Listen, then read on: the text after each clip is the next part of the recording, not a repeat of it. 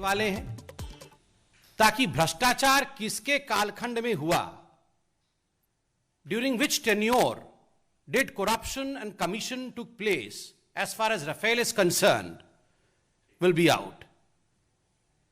France की एक media house है जिसका नाम मीडिया पार्ट है। कुछ महीनों पहले मीडिया पार्ट ने यह खुलासा किया कि राफेल में भ्रष्टाचार हुआ था। जैसे ही यह खुलासा हुआ, कांग्रेस पार्टी ने आओ देखा ना ताओ तुरंत प्रेस कॉन्फ्रेंस करके भारतीय जनता पार्टी और खास करके देश के यशस्वी प्रधानमंत्री नरेंद्र मोदी जी के ऊपर हमला बोला। उस समय भारतीय जनता पार्टी ने प्रेस कॉन्फ्रेंस करके कहा था कि इंतजार करिए, जब समूचा विषय सामने आएगा तो दूध का दूध पानी का पानी होगा।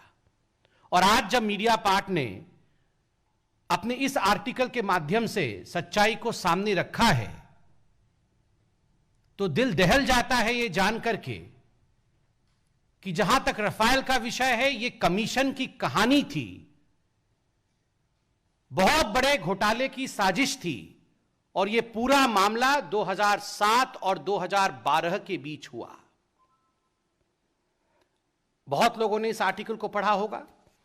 आर्टिकल का एक प्रति मीडिया पार्ट का सघन अध्ययन करने के पश्चात मैं आज यहां लेकर आया हूं।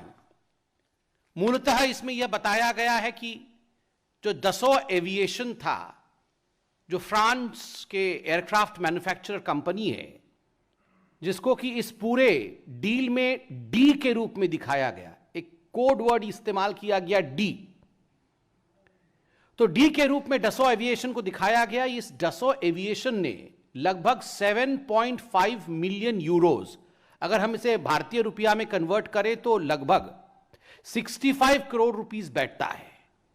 तो 65 करोड़ रुपीस ये कमीशन के रूप में पे किया गया दसो एविएशन द्वारा। और यह आर्टिकल लिखती है सीक्रेट कमीशन के माध्यम से एक मिडिलमैन को दिया गया है 36 राफेल एयरक्राफ्ट के लिए।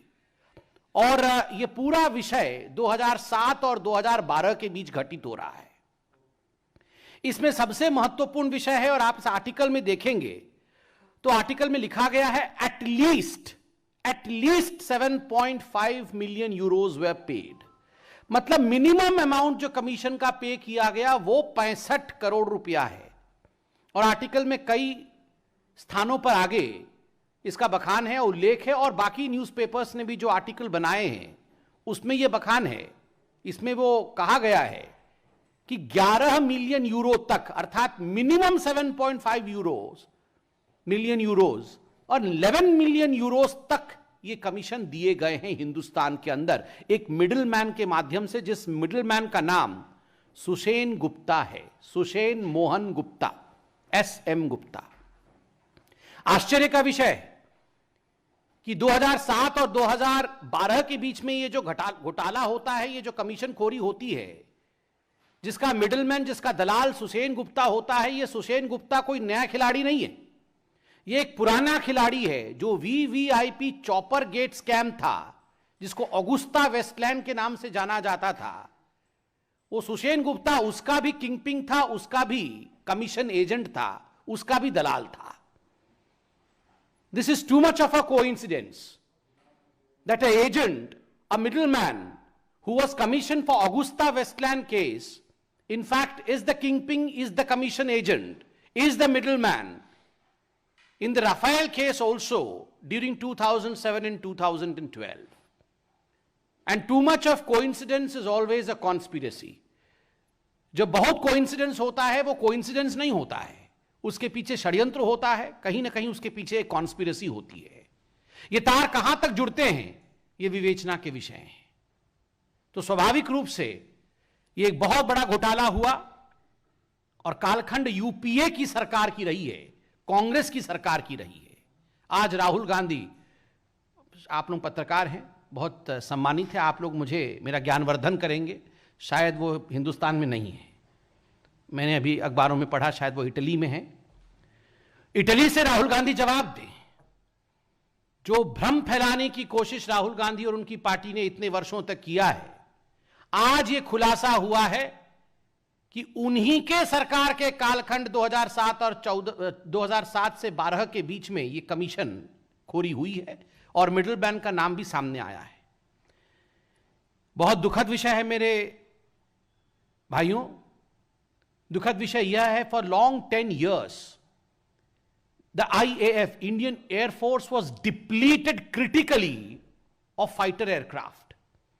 इंडियन एयरफोर्स को फाइटर एयरक्राफ्ट की आवश्यकता थी। 10 वर्षों तक इस पूरे विषय को पेंडिंग रखा गया। 10 वर्षों तक there were negotiations and negotiations and negotiations and there was no conclusion of negotiation. And now we come to know that there was no conclusion of negotiation because the negotiation was not about aircraft. The negotiation was about commission. 10 वर्षों तक ये जो negotiation हुआ है, ये aircraft के लिए negotiation नहीं हो रहा था, ये कमीशन के लिए नेगोशिएशन हो रहा था कि कितना कमीशन चाहिए। आज ये सामने आया है और इस संदर्भ में एक कागज में आपके सामने रखने वाला हूं और इसका टाइटल है, जो मीडिया पार्ट ने भी छापा है, agreement for commission. Agreement for commission. Congress के कालखंड में एग्रीमेंट फॉर परचेस तो हमने देखा नहीं, नेगोशिएशन को कंक्लूड होते हुए देखा नहीं, मगर well yes, there was a agreement on commission and you would be astonished if you go through the contents of agreement of commission. ये जो agreement of commission है, इसके कंटेंट को आप पढ़ेंगे तो आप हतप्रभ हो जाएंगे। मैं 2 लाइन पढ़ता हूं। Commission is payable at the rate of 40% of the total contract value between IDS and Dassault Aviation. The commission is consideration thereof. The commission is payable after the delivery of the product by IDS and the receipt of the consideration thereof. आप सोच के देखिए, commission is payable at the rate of 40%। कोई 2%, कोई 4% का घोटाला नहीं। Rahul Gandhi, congratulation, you have broken records of commission. Sonia ji, congratulations, विश्व में कमीशन के रिकॉर्ड को आपने तोड़ा है। 40% के रेट से हम कमीशन लेंगे, यह कमीशन की एग्रीमेंट है। और आप झूठ बोल रहे थे इतने सालों तक। उल्टा चोर कोतवाल को डांट रहा था, उल्टा चोर चौकीदार पे बरसे। आप सोच के देखिए, 40% के आधार पर यह कमीशन खाने की यह साजिश नहीं थी, कमीशन खाया गया है, पैसा लिया गया है, डिलीवरी हो चुकी थी। इस आर्टिकल में आप देखेंगे ऑफशोर कंपनीज बनाई गई थी। एक ऑफशोर कंपनी का नाम इंटरस्टेलर है, वो आप सब ने देखा है, कई न्यूज चैनल्स ने और पत्रिकाओं ने आज इसे छापा भी है। जिस आईडीएस के विषय में मैंने कहा, ये सुषेन गुप्ता की कंपनी है आईडीएस। एक शेल कंपनी यहां बनाना भारतवर्ष में और उसके माध्यम से पैसे बाहर के देशों में ट्रांसफर करना, ये जो ऑफशोर कंपनीज बनाना, डूबियस कॉन्ट्रैक्ट साइन करना, और सबसे बड़ी बात फॉल्स इनवॉइसेस। फॉल्स इनवॉइसेस के माध्यम से पैसे रेज करना और उस पैसे को कमीशन के रूप में देना, यह पूरा षड्यंत्र इस प्रकार से हुआ है, through false invoices, through dubious contracts and through offshore companies. और इस आर्टिकल में 3 महत्वपूर्ण शब्द जो इस्तेमाल किए गए हैं, वो है करप्शन, वो है इन्फ्लुएंस पेडलिंग, और तीसरा है फेवरेटिज्म। ये जो इन्फ्लुएंस पेडलिंग होता है, ये पैसे देकर आप पूरे डील को इन्फ्लुएंस करने की चेष्टा करते हैं कि आप इसी कंपनी का इस मेक के इस समय खरीदी करिए और ये पैसे आप बदले में पकड़िए। और जो तीसरा शब्द है favouritism, you must be reminded of the fact that this word was oft used by the Congress party spokespersons when they held press conferences, and in fact this word was dragged to the court that there was favoritism in the deal which was signed by the government to government deal between India and France. But today we are not only surprised because we know what Congress is capable of. Today we see that favoritism was the part and parcel of the negotiation that was going on between the then dispensation of India, that is UPA, and the company 2007 to 2012. बंधुगण, आज यह अतिशयोक्ति नहीं होगी कि अगर INC, Indian national Congress को rename किया जाए और कहा जाए कि आईएनसी का अर्थ इंडियन नेशनल कांग्रेस नहीं है। आईएनसी का अर्थ है I need commission. I need commission. बिना कमीशन के ये कुछ नहीं करते हैं। I need commission. Sonia Gandhi कहती है I need commission, Rahul Gandhi कहते हैं I need commission, Priyanka Vadra I need commission, Robert Vadra I need commission. ये आईएनसी मतलब आई नीड कमीशन। और ये सिलसिला कोई आज का नहीं है, जब से कांग्रेस पार्टी है तब से आई नीड कमीशन है। जीप घोटाला नेहरू जी के समय याद करिए, घोटाला कमीशन का घोटाला था। उसके बाद बोफोर्स घोटाला कमीशन का घोटाला, एयरबस घोटाला कमीशन का घोटाला, एचडीडब्ल्यू सबमरीन घोटाला कमीशन का घोटाला, वीवीआईपी ऑगुस्ता वेस्टलैंड कमीशन का घोटाला, टेट्रा ट्रक कमीशन का घोटाला। जहां कमीशन वहां कांग्रेस। और बिना कमीशन के हिंदुस्तान के अखंडता के लिए, हिंदुस्तान के प्रोटेक्शन के लिए, हिंदुस्तान की सुरक्षा के लिए कोई डील कांग्रेस के काल में हो नहीं सकती। यह अतिशोक्ति नहीं होगा, it would not be an over projection if I today say that during the UPA tenure there was a deal within every deal. Every deal had a deal. हर डील के अंदर एक डील था और फिर भी deal नहीं हो पाती थी। आप सोच के देखिए, 65 करोड़ से अधिक रुपए लेने के पश्चात भी ये जो नेगोशिएशंस हो रहे थे, ये नेगोशिएशन फुलफिल नहीं हो पाए क्योंकि इतने में परिवार संतुष्ट नहीं थी और चाहिए। इसी कारण से ये डील मेटेरियलाइज नहीं हो पाया। और धन्यवाद है मोदी जी का, जो हमने गवर्नमेंट टू गवर्नमेंट नेगोशिएशन किए और आज राफेल हिंदुस्तान में आया है और हिंदुस्तान सुरक्षित है। बंधुगण, मैं अंत में इतना ही कहूंगा कि कौन कहता है कि भ्रष्टाचार का ठिकाना नहीं होता है।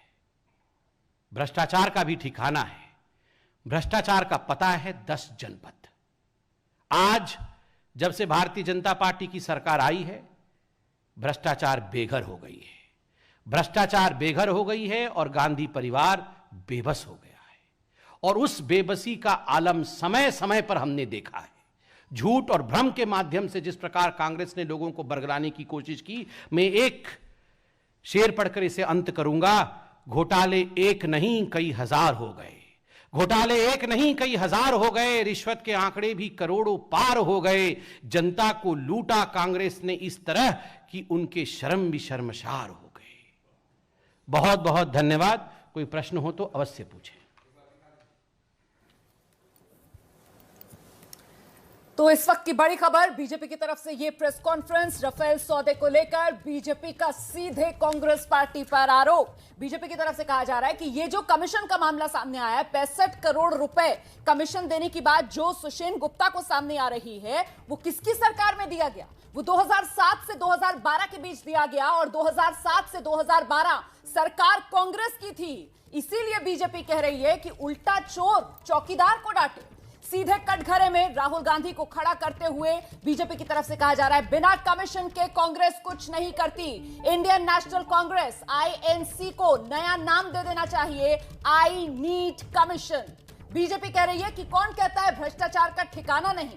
भ्रष्टाचार का पता है हिंदुस्तान में और वो पता है 10 जनपद। बीजेपी पूरी तरीके से आक्रामक कह रही है, सोनिया गांधी, राहुल गांधी, प्रियंका गांधी, सबको कमीशन चाहिए।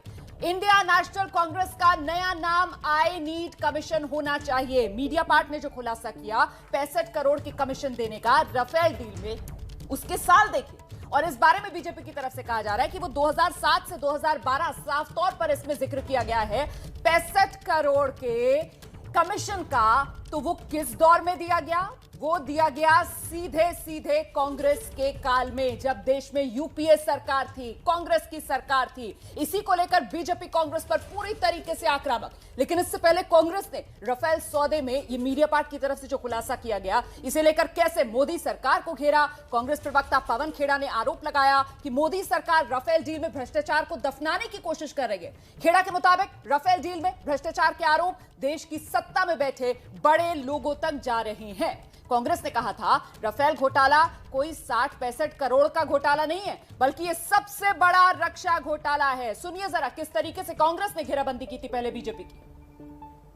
मोदी सरकार द्वारा राफेल डील में भ्रष्टाचार, रिश्वत और मिलीभगत को दफनाने के लिए एक ऑपरेशन कवर अप चल रहा है और वो फिर से उजागर भी हो रहा है। पिछले 5 वर्षों में संदिग्ध राफेल डील में जो प्रत्येक आरोप है स्पष्ट तौर पे देश की सत्ता में बैठे उच्चतम नेतृत्व तक जा रहा है। मोदी सरकार और सीबीआई ने पिछले 36 महीने में कमीशन और भ्रष्टाचार के सबूतों पर कोई कार्रवाई क्यों नहीं की? इस मामले को क्यों दफनाया गया? मोदी सरकार ने मध्य रात्रि जो तख्ता पलट सीबीआई में करके प्रमुख को हटाया था, वो क्यों हटाया? उस निर्णय के राफेल से क्या संबंध है? राफेल घोटाला सिर्फ कोई 60-65 करोड़ रुपए के रिश्वत का घोटाला नहीं है, सिर्फ उतना ही मुद्दा नहीं है। यह इस देश का सबसे बड़ा रक्षा सौदा है और इसलिए कह रहे हैं हम सबसे बड़ा रक्षा घोटाला है। तो संबित पात्रा का वार और अब पवन खेड़ा का पलटवार सुन लेते हैं। प्रेस कॉन्फ्रेंस चल रही है इस समय इनकी पवन खेड़ा की कैलकुलेशंस हैं 10 के प्राइस, राफेल के प्राइस को लेकर वो सब कुछ बरामद हुआ। 36 महीने हो गए, एक्शन नहीं ले रहे, उल्टा एक्शन सीबीआई डायरेक्टर पर लिया गया, तो बिल्कुल जाहिर है उस पर भी सवाल उठेंगे कि आपने आलोक वर्मा को आधी रात को क्यों हटाया, क्यों उसके ऑफिस पर आधी रात को रेड मारी, क्यों अपने चहेते अफसर को प्रधानमंत्री ने खुद, उनके नेतृत्व वाली समिति है जो ये निर्णय लेती है, बैठाया वहां मामले को रफा दफा करने को। आप he was asking something in पहले, तो उसके बाद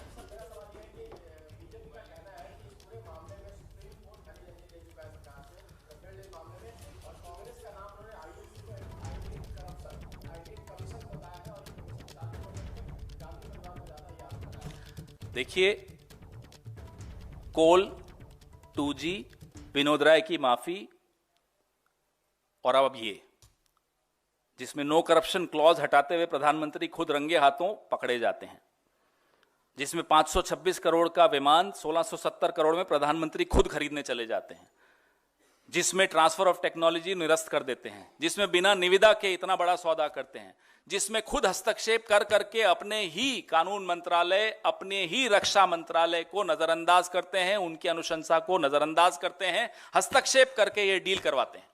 और जब शिकायत होती है, जब कागज बरामद होते हैं दलाल के घर पे और ऑफिस में ईडी द्वारा, उन कागजों पर 36 महीने से कोई कार्रवाई नहीं की जाती। मुझे बताइए अपराधी कौन?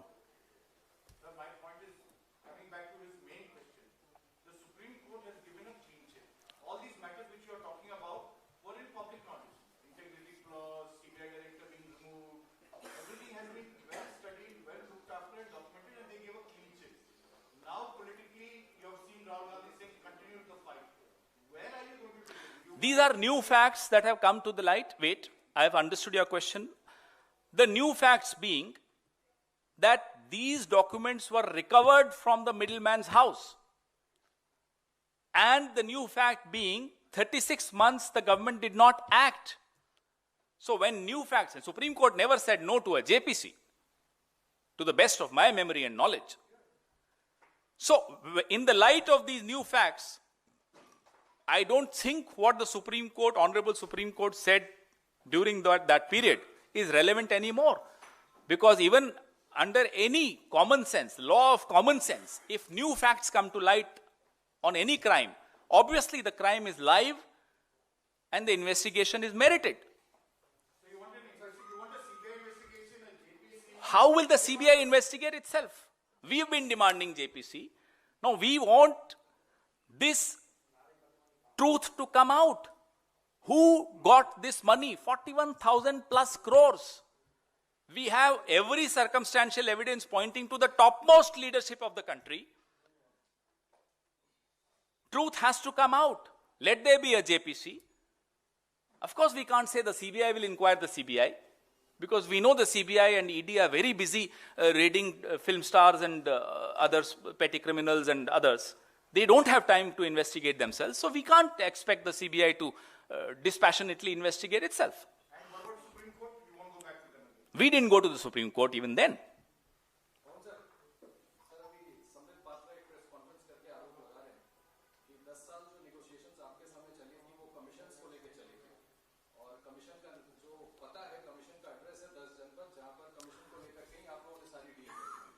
आपने बहुत जल्दी कमीशन की सौदेबाजी कर ली और ऐसी कर ली कि 526 करोड़ की चीज बिना टेंडर के 1670 करोड़ में खरीद ली। ऐसी वार्तालाप किया आपने प्रधानमंत्री जी ने, संबित जी पर कोई आरोप नहीं, प्रधानमंत्री जी ने स्वयं ने, न पारीकर जी पे कोई आरोप हम लगाएंगे, स्वर्गीय पारीकर जी पे, भगवान उनकी आत्मा को शांति दे। उन्होंने तो संघर्ष किया था कि डिफेंस प्रोक्योरमेंट प्रोसीजर फॉलो किया जाए। किसने ओवर रूल किया? प्रधानमंत्री जी ने। तो संबित जी सही बोल रहे हैं कि इन्होंने बहुत जल्दी पैसा आए, हम तो मांग करते हैं इलेक्टोरल बॉन्ड्स को सार्वजनिक किया जाए, मालूम पड़ जाएगा किस कंपनी ने इनको कितना पैसा दिया। ये सुषेण गुप्ता ने दिया, उसकी कंपनियों ने दिया, किसी और कंपनी ने दिया। इतनी जल्दी आपने बिना टेंडर के 526 करोड़ की चीज 1670 में कर ली, ट्रांसफर ऑफ टेक्नोलॉजी नहीं, और सबसे महत्वपूर्ण, प्रधानमंत्री जी ने खुद हस्तक्षेप करके इंटीग्रिटी क्लॉज हटाया। इसका जवाब मांगिए ना, इसका भी जवाब मांगिए कि ईडी ने जो बरामद किए कागज, उसमें तो सीधा सीधा भारतीय जनता पार्टी के नेतृत्व पर सीधा सीधा सवाल उठता है कि सुषेण। तो पवन खेड़ा सामने आए, संबित पात्रा के राफेल डील पर वार पलटवार लगातार जारी है। रिश्वतखोरी के जो आरोप हैं दोनों ही दलों के द्वारा एक दूसरे के ऊपर लगातार लगाए जा रहे हैं।